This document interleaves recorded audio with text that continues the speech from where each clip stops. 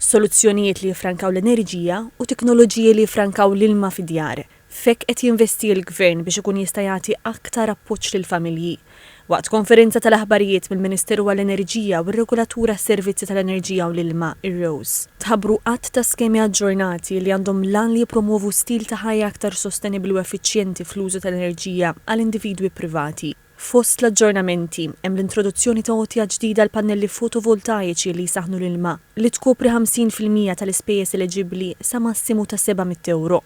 Dan qed ngħidu sistema fejn pannelli jiġu installati fuq il-bejt tal-individu mix-xemx tiġġenera d-dawl u minflok jissaħħan l-ilma direttament jgħaddi d-dawl biex jingħata lill-geyser biex imbagħad il-geyser jagħmel ix-xogħol tiegħu u jsaħħan l-ilma.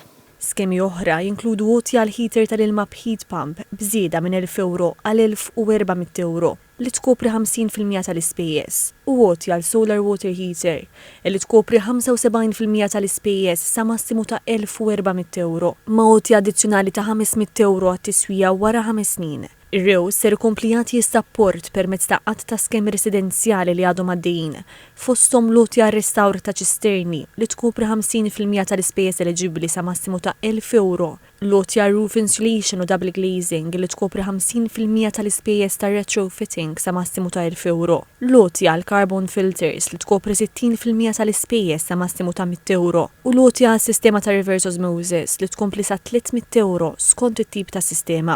Il-Ministru għall-Ambjent u l-Enerġija Mirjam Dalli enfasizzat l-importanza ta' dawn l-inizjattivi biex jintlaħqu l-għanijiet ambjentali ta' Malta fil-waqt li jiġu mejjuna l-familji biex inaqsu l-ispejjeż tagħhom. Li dan il-Gvern mhux jitfa' l-pis fuq il-familji ma jinċentiva lill-familji għaliex nemmnu li f'din it-tranzizzjoni, f'din il-mixja biex inkunu aktar effiċjenti fl-użu tal-enerġija irridu lil kulħadd. Irrid il-Gvern jibqa' dej bil-ħidma tiegħu, il-familji li jkunu qegħdin jinvestu u anki s-settur privat.